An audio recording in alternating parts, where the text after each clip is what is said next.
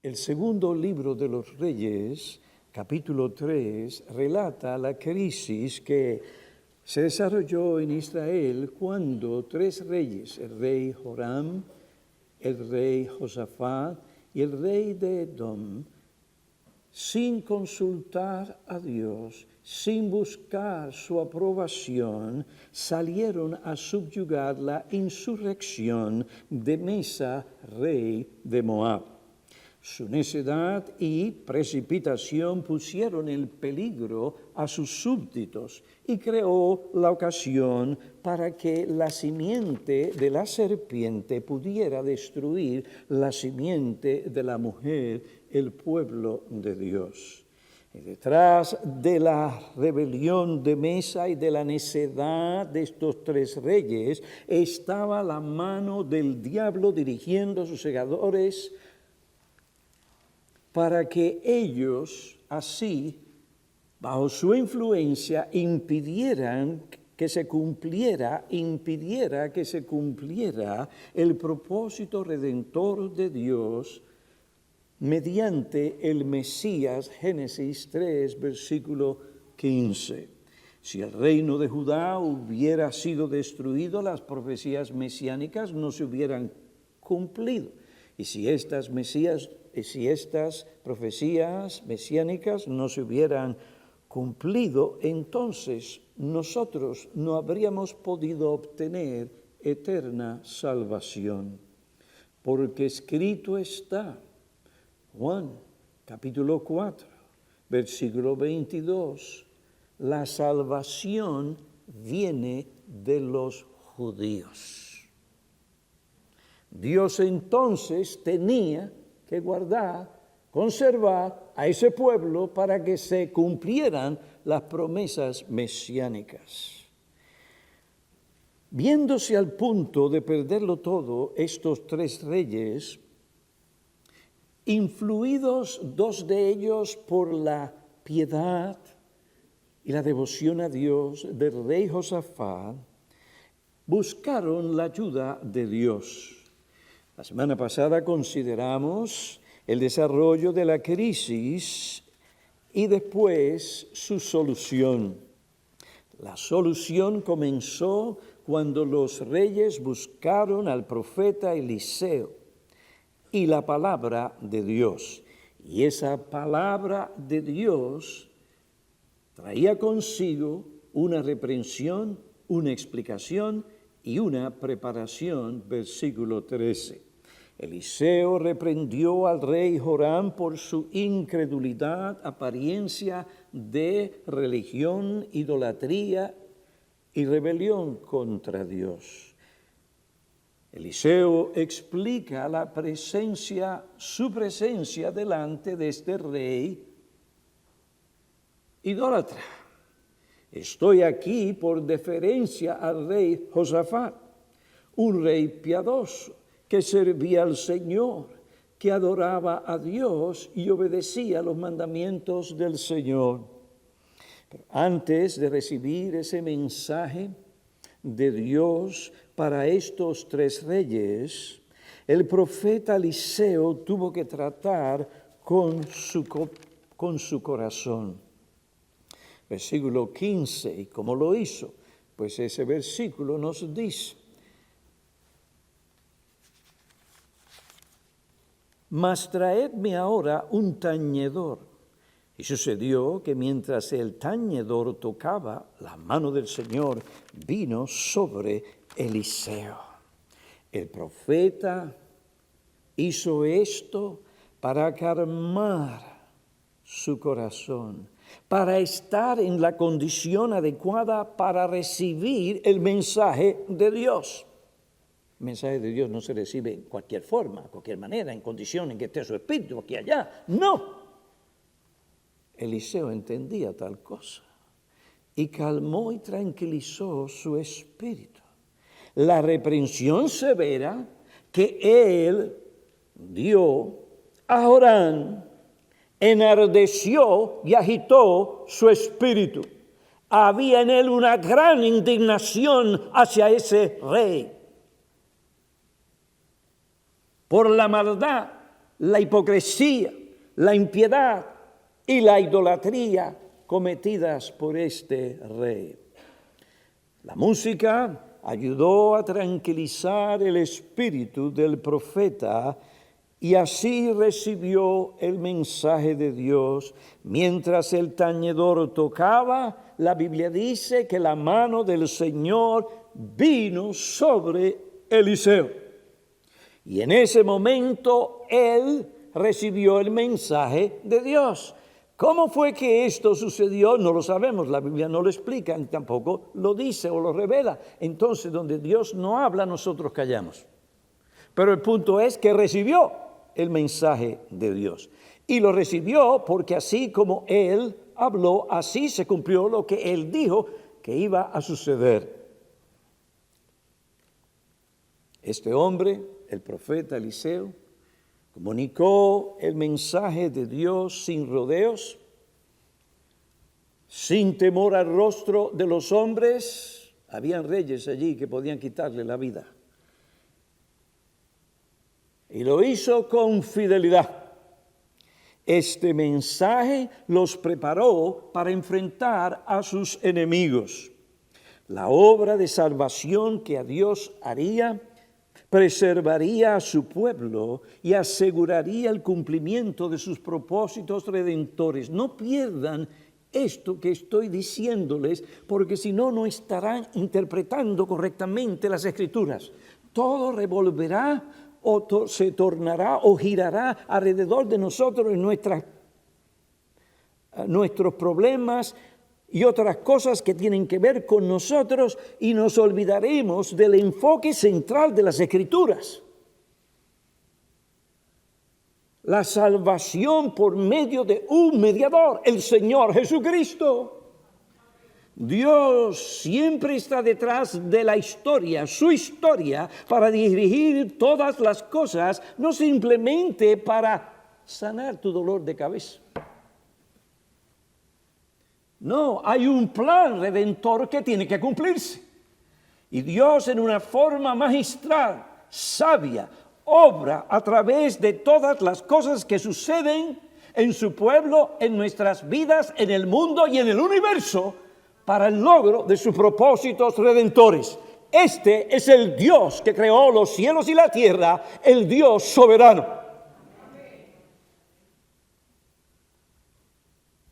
Eliseo dijo en el versículo 16, así dice el Señor, haced en este valle muchas zanjas, pues así dice el Señor, no veréis viento, no sentirán el viento del sur que generalmente traía lluvias.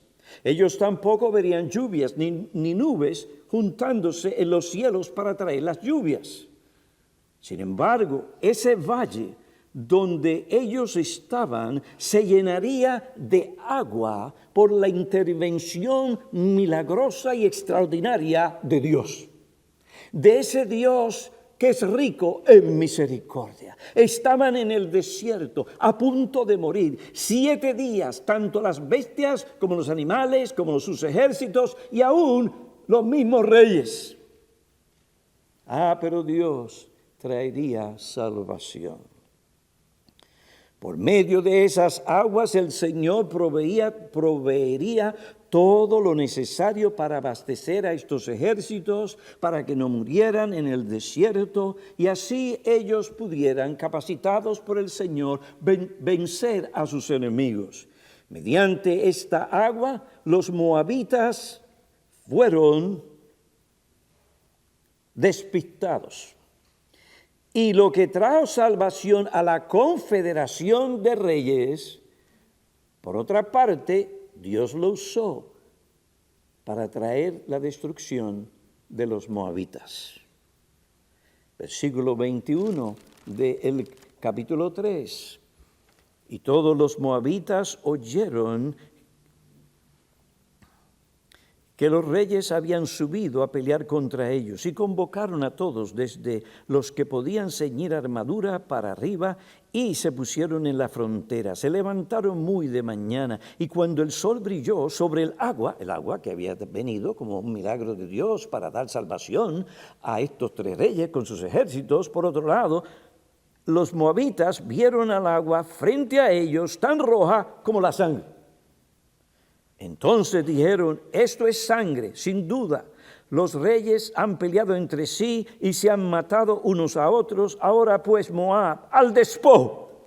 Pero cuando llegaron al campamento de Israel, los israelitas se levantaron e hirieron a los moabitas, y estos huyeron delante de ellos.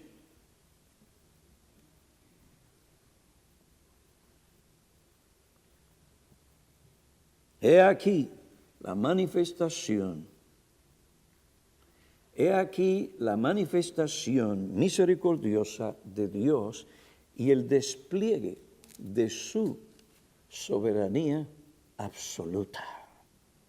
El Salmo 135, versículos 6 y 7 dice: todo cuanto el Señor quiere, todo lo que Él ha determinado, todo lo que está escrito en su eterno decreto, todo cuanto el Señor quiere, lo hace. ¿Dónde? En los cielos, en la tierra, en los mares y en todos los abismos. Él hace subir las nubes desde los extremos de la tierra, hace los relámpagos para la lluvia y saca el viento de sus depósitos. La crisis se resolvió por la intervención misericordiosa y milagrosa y soberana de Dios. Hasta aquí hemos visto el desarrollo de la crisis, la solución de la crisis. Ahora pasemos brevemente al desenlace de la crisis. Y cuando uso el término desenlace, me refiero en el sentido en que se usa esta palabra en español. Significa final de una acción o de un suceso. Versículo 26 y 27 del pasaje que estamos estudiando. Al ver el rey de Moab que la batalla arreciaba contra él, tomó consigo 700 hombres que sacaban espada para abrir brecha hacia el rey de Edom, mas no pudieron. Entonces tomó a su hijo primogénito, que había de reinar en su lugar, y lo ofreció en holocausto sobre la muralla, y hubo gran ira contra los israelitas, quienes se apartaron de allí y regresaron a su tierra. Cuando el rey de Mesa vio que estaba por perder la batalla, por perderlo todo, intentó abrir un paso en el frente militar para evitar su derrota. Su estrategia fue abrir brecha hacia el rey de Edom para disolver la confederación entre los reyes y obligarles a retirarse de Moab. Pero ¿qué pasó? Esta estrategia militar fracasó, porque Dios estaba presente. Y lo que Él quiere es lo que Él va a hacer. Y lo que Él dice, Él siempre lo cumple. Mesa, los moabitas no lograron lo que buscaban porque Dios había dicho que Él entregaría a los moabitas en las manos de la confederación de reyes. Viendo que estaba por ser derrotado, el rey Mesa pensó que esto se debía a que su dios Quemos estaba enojado con él. Y para aplacarlo y obtener su socorro y su ayuda, miren lo que este hombre cruel hizo: sacrificó a su hijo.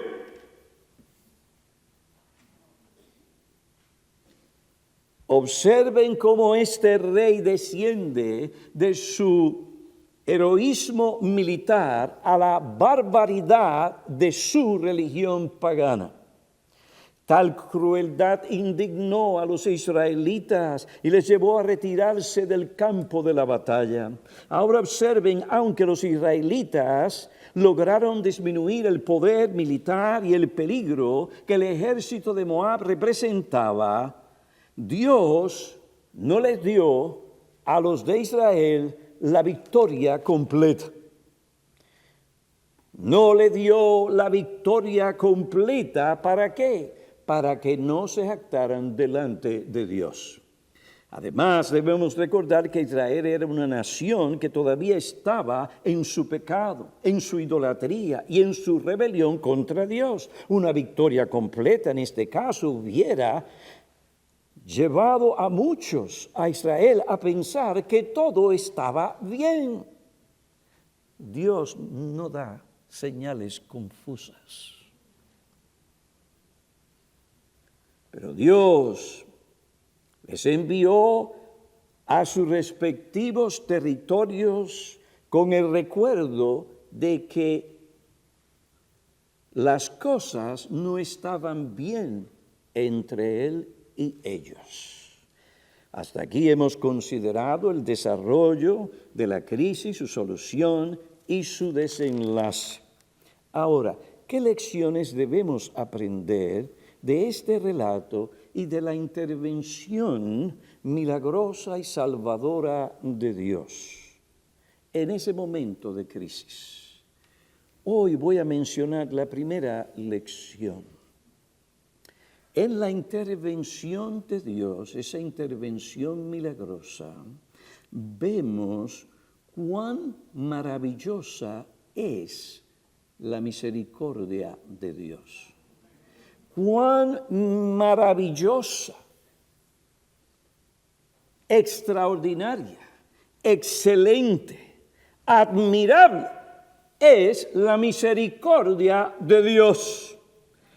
Cuán maravillosa es la misericordia de Dios hacia los pecadores y especialmente a su pueblo redimido. Esto nos debe llevar a reconocer y apreciar en gran manera su misericordia. No podemos tomar tal cosa por sentado o como que no es importante. Debemos también alabar a Dios continuamente por su misericordia.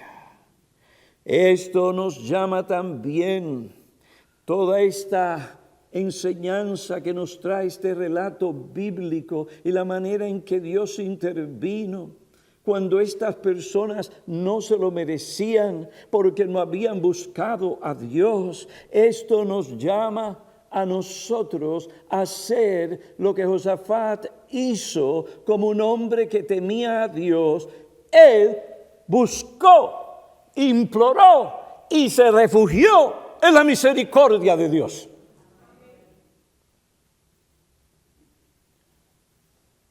Cuán grande, extraordinaria es su misericordia. La salvación milagrosa que salvó a los reyes, a sus ejércitos, a sus ganados, a sus bestias de perecer en el desierto, muestra cuán maravillosa es la gracia de Dios. Ninguno de estos reyes ni sus ejércitos merecían esta salvación como indiqué. Pero Dios es rico en misericordia. La misericordia de Dios. ¿Qué es esto? ¿Qué es esto? La misericordia de Dios es su bondad y compasión, que se inclina a aliviar la miseria del hombre y de sus criaturas. Le lleva a socorrer a aquellos que se hallan en necesidad y en miseria. Dios socorre en la agonía. Manifiesta su misericordia a las personas angustiadas, rescatándolas de sus dificultades. Salmo 107. Dad gracias al Señor. ¿Por qué? Porque Él es bueno, porque para siempre es su misericordia. Hablamos de la bondad de Dios, hablamos de que Dios es bueno. Dios se deleita en dar cosas buenas aún a sus criaturas. Dad gracias al Señor, porque Él es bueno, porque para siempre es su misericordia. Díganlo los redimidos del Señor, a quienes ha redimido de la mano del adversario. Vagaron por el desierto, por lugar desolado, no hallaron camino o ciudad habitada. Hambrientos y sedientos, su alma desfallecía en ellos. Entonces, en su angustia, clamaron al Señor. ¿Y qué sucedió? Cuando Dios oye corazones contritos y humillados, entonces en su angustia clamaron al Señor y Él los libró de sus aflicciones y los guió por camino recto. Versículo 8 de ese salmo: den gracias al Señor por su misericordia y por sus maravillas para con los hijos de los hombres, porque Él ha saciado al alma sedienta y ha llenado de bienes el alma hambrienta. El Salmo 136 también expresa la gratitud por la misericordia de Dios, la cual Él mostró a su pueblo en múltiples formas. Ahora, es importante tener en cuenta ciertas cosas. Cuando se trata el tema de la misericordia de Dios en la Biblia, tenemos que tener en cuenta lo que el conocido autor Arturo Pink señala. Necesitamos hacer una distinción triple. Hablamos de la misericordia de Dios, tenemos que hacer una distinción triple. Hay una misericordia de Dios general, especial y soberana. La misericordia general es la que Dios extiende no solo a todos los hombres, creyentes y no creyentes, sino también a la creación entera. Dios muestra su misericordia a las criaturas irracionales. Salmo 145, versículo 9, Él da a todos vida, respiración y a todas las cosas. Hechos 17, 25. Dios tiene compasión de la creación irracional en sus necesidades y la suple con la provisión apropiada. Segundo, hay una misericordia especial que Dios ejerce en los hijos de los hombres, ayudándoles y socorriéndoles a pesar de sus pecados. A estos también Dios da lo que necesitan. Él hace su sol que salga sobre malos y buenos y llueve sobre justos e injustos. Mateo capítulo 5, versículo 45. En tercer lugar, hay una misericordia soberana que se reserva para los herederos de la salvación. Esta misericordia es comunicada por el camino del pacto a través del mediador, el Señor Jesucristo. Las misericordias otorgadas a los impíos o a los incrédulos son de naturaleza temporal. Es decir, se limitan estrictamente a la vida presente. Tal misericordia, según Pink y según las Escrituras, a las cuales él toma esto, tal misericordia no se extenderá más allá de la sepultura, Isaías 27:1. En cambio, las misericordias de Dios,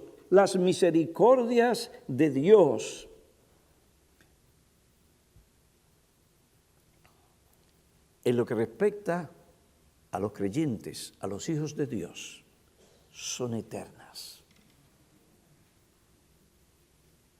Esta se otorga a los escogidos para salvación. Y la gracia soberana es la que determina la manifestación o la aplicación de esta gracia. Romanos capítulo 9, versículos 15 y 16. Porque Él dice a Moisés tendré misericordia del que yo tenga misericordia y tendré compasión del que yo tenga compasión. Así que no depende en lo que respecta a la salvación, pues ese es el tema en esos capítulos de Romanos. En lo que respecta a la salvación no depende del que quiere ni del que corre, sino de Dios que tiene misericordia. En la crisis en que se vieron el rey Joram, Josafat y el rey de Edom, podemos ver la misericordia de Dios general. El ganado y las bestias recibieron el agua que necesitaban para sobrevivir. Por otro lado, Dios extendió su misericordia especial al rey Joram y al rey de Edom, socorriéndoles para que ellos no perecieran en el desierto. Y esto aconteció a pesar de la incredulidad y el pecado de estos reyes.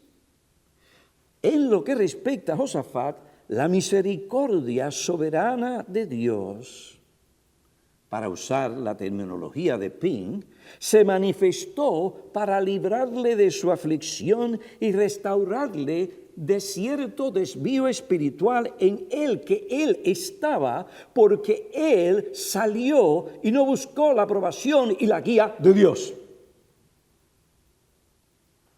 Esta misericordia para uno de sus hijos es eterna y se manifestó para librarle del lío en que él se había metido.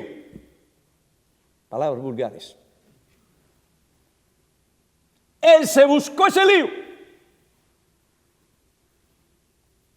Mala decisión. No buscó a Dios. Aunque tenía nobles intenciones y metas, al no buscar la mente del Señor, hizo conclusiones incorrectas que le llevaron a la situación en que ahora se encontraba en peligro de perder su propia vida y de traer por su necedad destrucción al pueblo de Dios.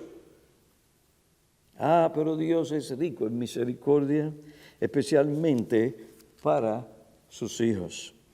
Y eso se manifestó para librarle y restaurarle de su desvío y regresarlo a su trono. Salvo, a salvo. En su aflicción, Dios le oyó y lo libró. Todas las misericordias de Dios, de una manera u otra, están relacionadas con el Mesías y el propósito redentor de Dios. Repito esa verdad porque es muy importante. Todas las misericordias de Dios, de una manera u otra, están relacionadas con el Mesías y el propósito salvador de Dios. Observen cómo este pasaje bíblico que estamos estudiando muestra esta verdad. Dios comenzó a librar a su pueblo a la hora de ofrecer el sacrificio en Jerusalén. El versículo 20 declara, y usted se puede preguntar, ¿qué hace esto aquí? ¿Qué tiene que ver este versículo con lo que está sucediendo? ¿O lo que ha de suceder? ¿O lo que sucedió? De momento, versículo 20, aconteció que por la mañana, a la hora de ofrecer el sacrificio, Dios está haciendo una asociación, una conexión, una relación aquí. He aquí el agua prometida vino y con ella vino la liberación que Dios traía a su pueblo. Este acontecimiento no fue una coincidencia. El Espíritu Santo cuidadosamente deja conocer la relación del milagro con el sacrificio que se ofrecía en la mañana en Jerusalén, en el santuario. Una de las cosas que esto significa es que las bendiciones que la misericordia de Dios nos otorga, incluso la salvación de nuestras almas, viene a nosotros por medio del Señor Jesucristo.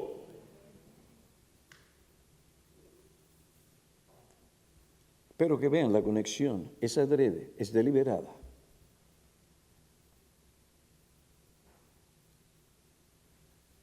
Y ese sacrificio en aquella mañana representaba,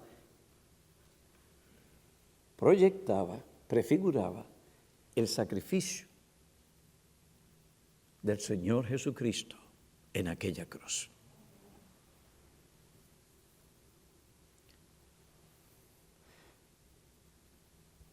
Allí en la cruz vemos que el Señor se entregó a sí mismo. ¿Para qué? Para expiar, quitar, borrar nuestro pecado y salvar nuestra alma de la ruina espiritual, del dominio del pecado, de la destrucción y de los tormentos eternos en el infierno.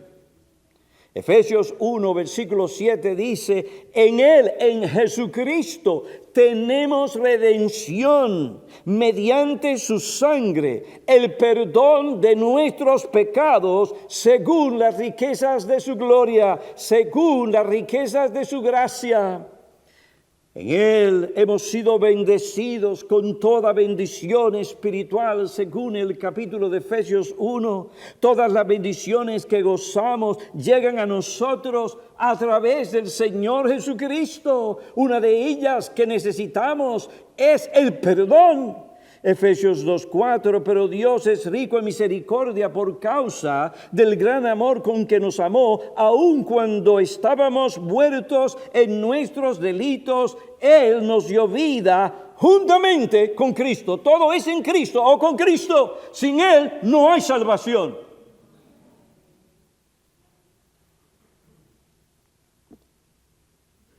Todo este mundo lo que merece es ira. Ser completamente destruido.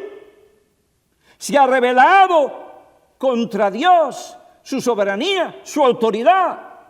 Ha despreciado la manifestación de su bondad. Maldicen a Dios. Se quejan de Dios. Hablan mal de Dios, blasfeman. Constantemente inclinados, como dice la palabra de Dios, hacia el mal. Aún lo bueno que hace el impío, el incrédulo, es un bien relativo, no absoluto. ¿Por qué? Porque esa buena obra que él hace está manchada de una manera u otra con su pecaminosidad, con su pecado. Él no lo hace realmente para la gloria de Dios. Por amor a Dios, en obediencia a Dios, siguiendo el principio bíblico. No. Está muerto en sus delitos y pecados. Vive en esa esfera donde para él, sea mentalmente o en lo práctico, Dios no existe. Viven sin Dios y sin esperanza en este mundo.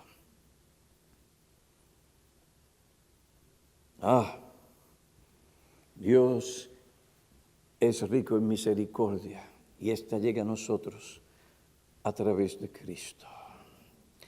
Dios, mediante un pacto hecho con el Señor Jesucristo en la eternidad como el Mesías, estableció o determinó establecer una relación con su pueblo en el que Él se comprometía a bendecir a su pueblo. Estas bendiciones no se otorgan. Las bendiciones que nosotros recibimos a diario, no solamente las espirituales, las materiales, no se otorgan así porque sí. Esas bendiciones se deben a la persona y a la obra del Señor Jesucristo, representada en los sacrificios que se ofrecían en el santuario en Jerusalén. Es mediante ese sacrificio que recibimos el perdón de nuestros pecados. La Biblia declara, sin derramamiento de sangre no hay remisión de pecados, no hay perdón de pecados. Pero hay remisión y perdón de pecados. Como otro dijo, la transacción completa en la que Dios muestra su misericordia a un pueblo indigno se basa en lo que Dios hace en un sacrificio. Este principio no ha cambiado. Dios trata con nosotros, el nuevo Israel, de la misma manera. Su misericordia nos llega a nosotros mediante la persona del Señor Jesucristo. Por otra parte, si reconocemos nuestro desvío, pecaminosidad, pecado, las formas sutiles en que se manifiesta la idolatría en nuestra propia vida, y cuán pronto somos para apartarnos de Dios, tenemos que concluir que no merecemos nada de Él. Debido a nuestra desobediencia e incredulidad, estamos sedientos. Nuestra confianza carnal en nosotros mismos, nuestra falta de meditar en la palabra de Dios, de perseverar en la oración, nos lleva al desierto. Hay muchos cristianos vacíos. Están estériles.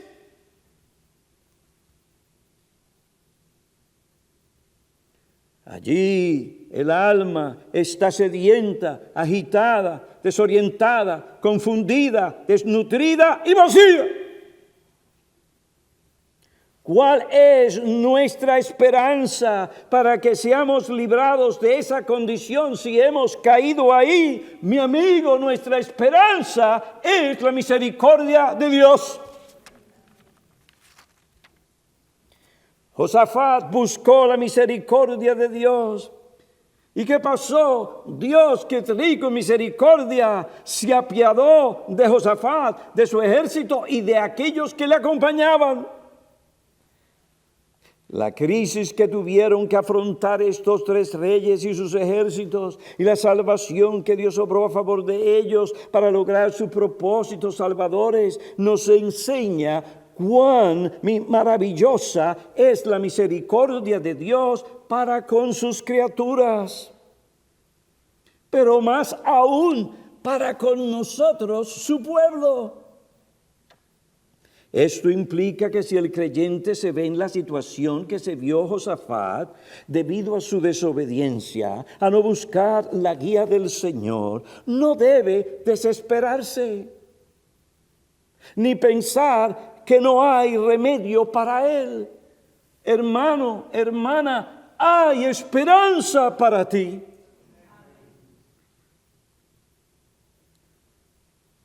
Refúgiate en la misericordia de Dios. Salmo 107 nos dice, y clamaron en su aflicción. ¿Y qué pasó? Dios los escuchó.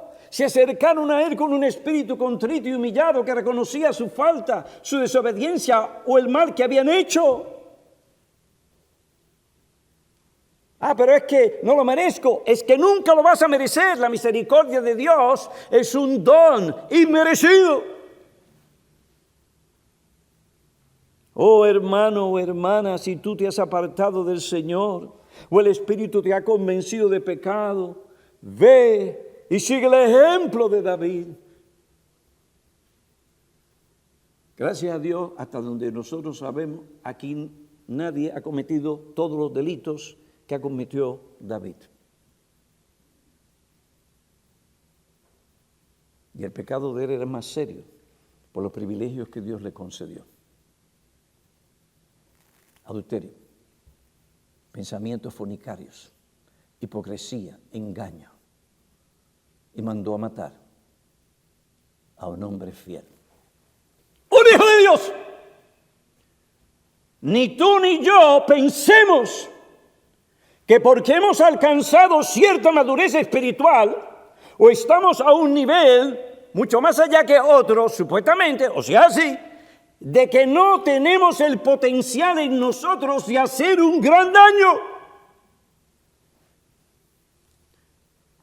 La vida del cristiano es una en que él no se confía a sí mismo, no confía en su propio corazón, porque no ha llegado a ese estado de perfección en la gloria en el cielo. Engañoso aún en lo que respecta al cristiano es el corazón. Proverbio nos dice, necio es aquel que confía en sus pensamientos, en su corazón. Pues un hombre como David, que alguien pudiera decir, se acabó, para él no hay más nada. Ese hombre, aunque sabía lo que había hecho, tenía ese remordimiento, se estaba consumiendo. Él sabía claramente las cosas horribles que había hecho. En eso él no actuó según el corazón de Dios.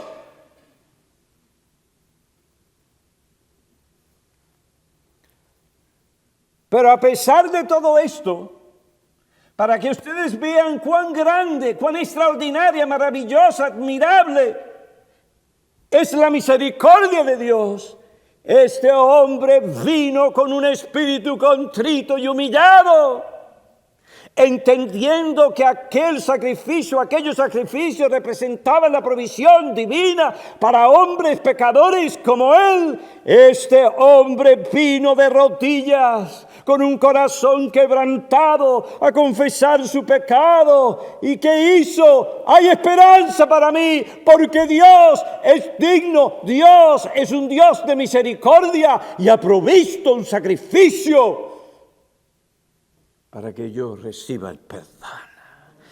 Ten piedad, dice este hombre, de mí. ¿Qué es lo que está diciendo? Ten misericordia, conforme al inmenso de tu compasión. Borra mis transgresiones, lávame por completo de mi maldad, límpiame de mi pecado, purifícame con hisopo y seré limpio. Esto es una relación al sacrificio. Lávame y seré más blanco que la nieve. ¡Oh, la profundidad de la gracia, la bondad y la misericordia de Dios! ¿Cuál fue la respuesta de Dios a esa oración, a ese corazón penitente, contrito y humillado? ¿Qué pasó cuando David se arrepintió? Él buscó, imploró la misericordia. ¿Y qué pasó? El Señor lo perdonó, lo restauró, lo libró y lo bendijo. ¿Pero cómo es posible que un hombre pueda recibir todas estas cosas después de lo que hizo? Lo que es imposible para los hombres no es imposible para Dios. Porque Él envió al Señor Jesucristo a tomar el lugar de David, para que Cristo sufriera por todos esos pecados de David. Y hubiera satisfacción de la justicia y de la ley de Dios, para que Dios continuara siendo lo que Él es y lo que nunca puede dejar de ser, justo y santo.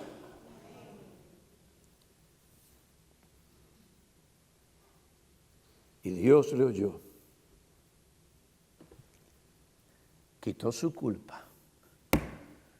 ¿Sabes lo terrible que es vivir con una mente, con un corazón culpable?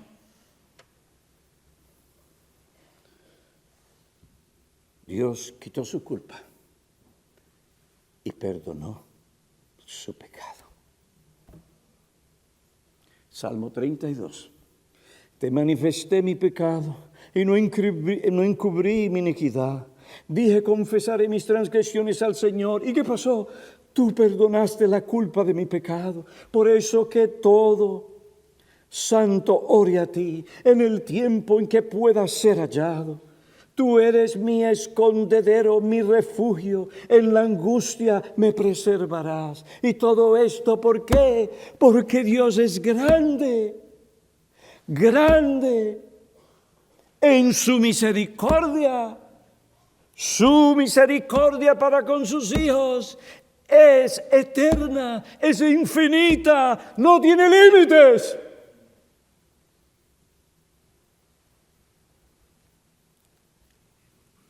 David, habiendo gustado de tal cosa, porque creyó a Dios,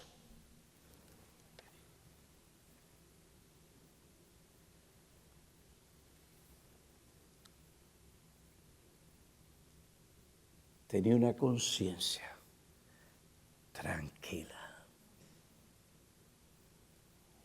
Dios había quitado su culpa. Dios colocó a alguien en su lugar que recibió el castigo.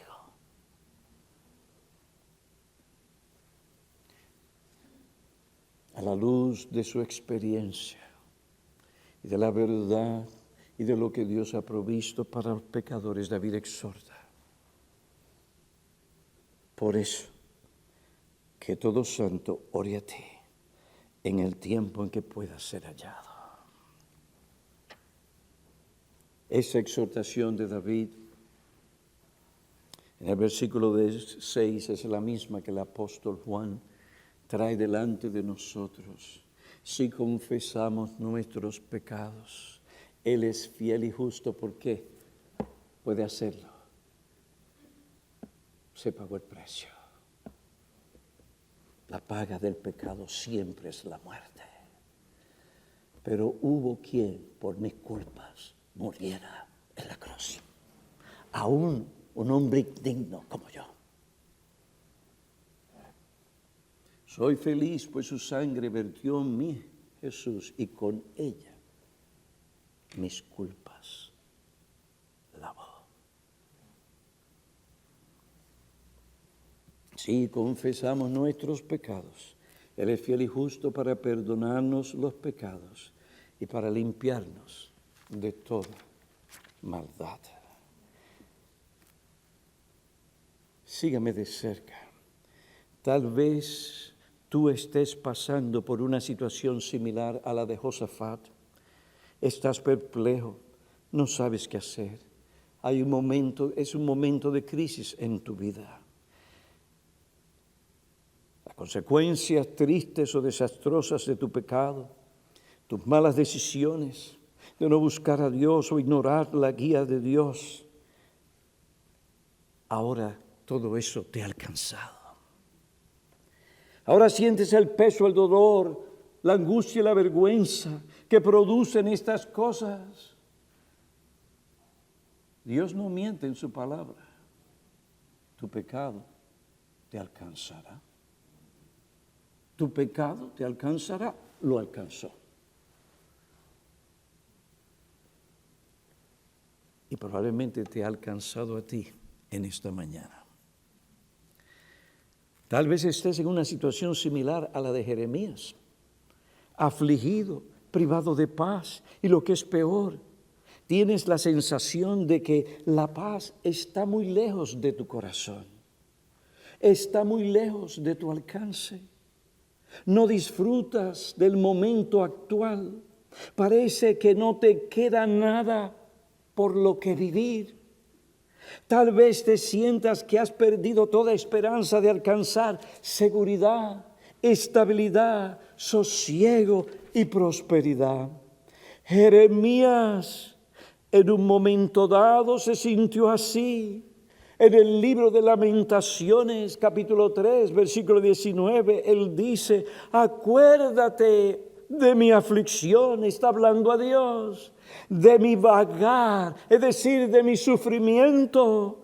Si hubo un profeta que vivió experimentando mucho sufrimiento, padeciendo mucha aflicción, fue este profeta. Acuérdate de mí, acuérdate de mi aflicción y de mi vagar, del ajenjo y la amargura. Y se abate mi alma dentro de mí. Hubo un momento en su vida en que pensó que su situación parecía que no tenía remedio. Todo parecía oscuro. Pero ¿qué hizo Jeremías? No se quedó en su angustia, no se quedó en su aflicción, sino que él dirigió deliberadamente su corazón ¿hacia qué? Hacia la misericordia de Dios. Lean el pasaje en capítulo 3 de Lamentaciones. Esta no es la invención de un predicador. Sí, es verdad que no merezco nada, pero Dios es un Dios de misericordia. Su corazón se inclina favorablemente a librar de la angustia o de la aflicción a aquellos que se amparan en su misericordia. Ni Jeremías ni Josafat se quedaron en un estado de autoconmiseración en que la persona se queda lamentándose y sufriendo por el mal o el daño que padece. ¡Ay, pobrecito de mí! Mira lo que me pasa, mira lo que me hicieron, mira lo que me hacen. Tened cuidado, ten cuidado, oh cristiano. Esa reacción, si no guardas tu corazón, puede convertirse en una murmuración, una queja contra Dios y su providencia. Y entonces tu angustia será peor.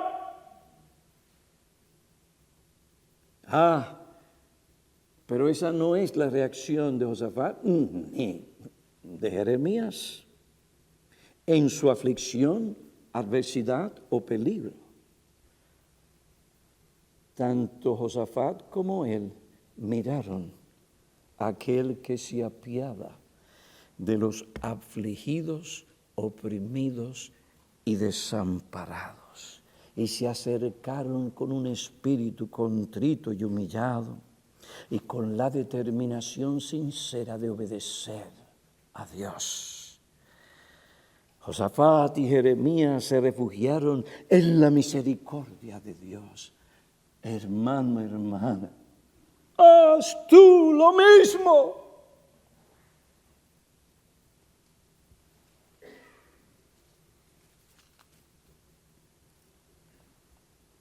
Él libra, Él sana, Él satisface, Él salva. Proverbios 18:10, el nombre del Señor, y ese nombre es misericordia. El nombre del Señor es torre fuerte, un refugio seguro e impenetrable. A ella corre el justo y está salvo.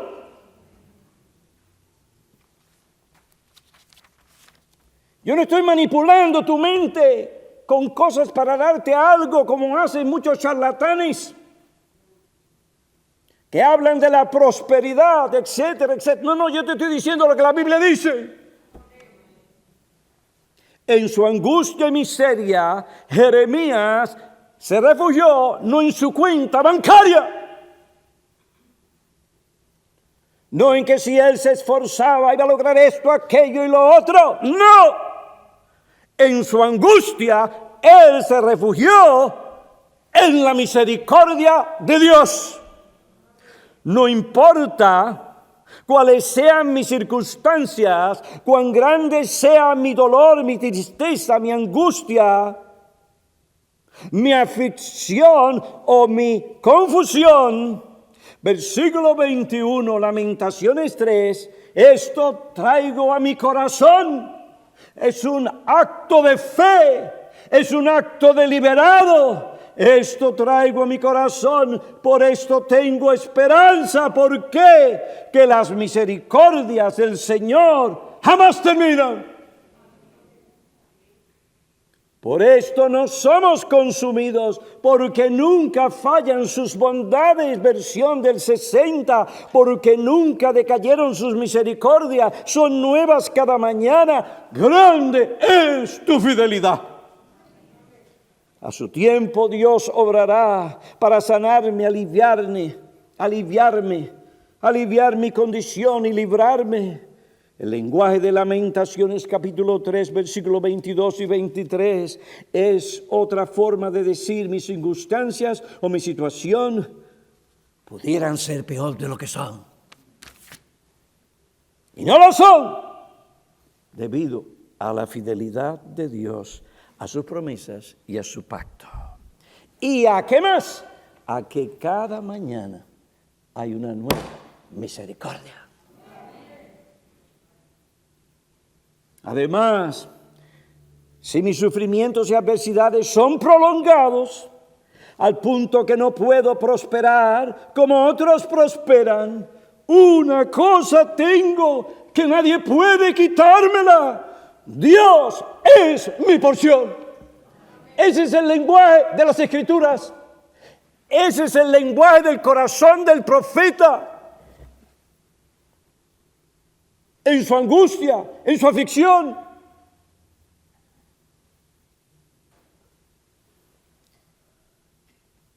Dios es mi porción. Por eso espero en Él. Lamentaciones 3:24. Salmos 73, 25 y 26. ¿A quién tengo en los cielos sino a ti? Imagínate en una de esas pruebas y adversidades prolongadas. Eso es algo que el profeta vivió durante su vida y su ministerio. Usted no se ha visto en el fango y donde ese hombre estuvo por días. Dios tuvo misericordia, intervino, lo sacaron de allí, si no se hubiera muerto.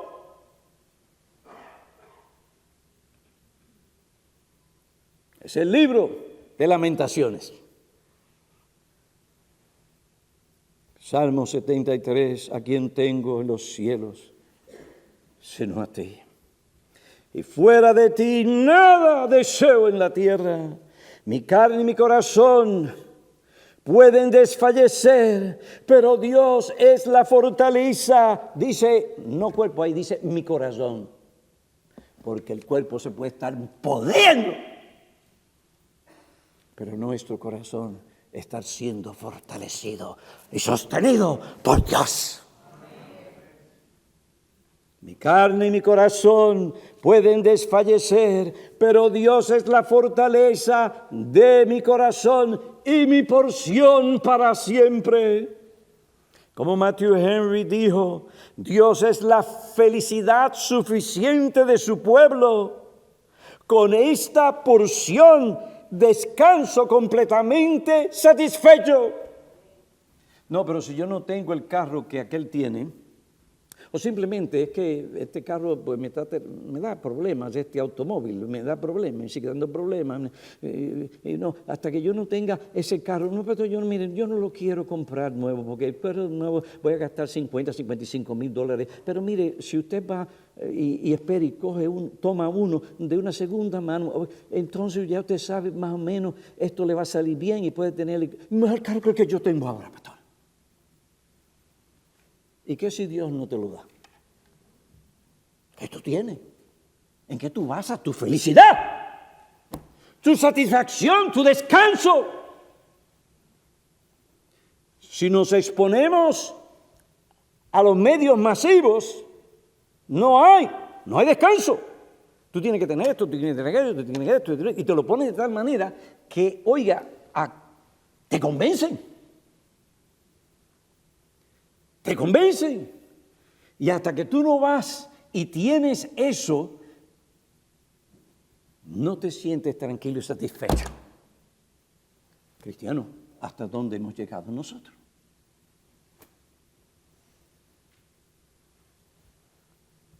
Dios es nuestra porción.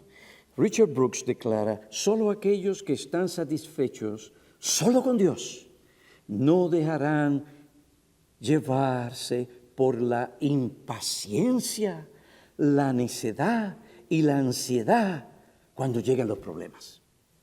Tenemos en Dios todo lo que necesitamos. Tenemos su gran salvación, su presencia continua, su sabiduría inerrable, su cuidado paterno, su guía infalible, su amor eterno, su herencia eterna, su completa suficiencia y más que cualquier otra cosa, como dijo este hombre, lo tenemos a Él. ¿Qué más puede desear un hombre? Jeremías se animó y dijo, por esto tengo esperanza.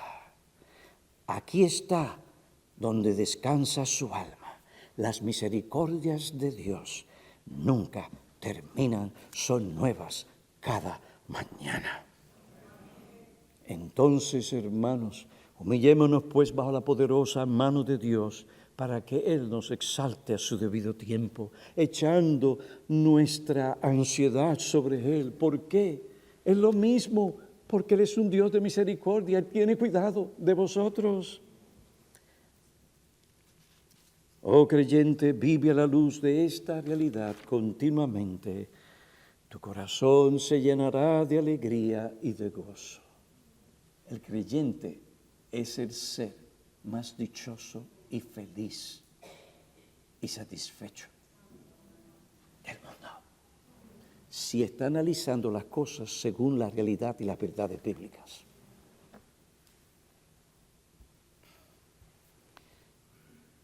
Por nada estéis afanosos, antes bien, en todo, mediante oración y súplica, con acción de gracias, sean dados a conocer vuestras peticiones delante de Dios. ¿Y qué va a pasar? Como fruto del ejercicio de la misericordia de Dios, la paz de Dios, que sobrepasa todo entendimiento, guardará vuestros corazones y vuestras mentes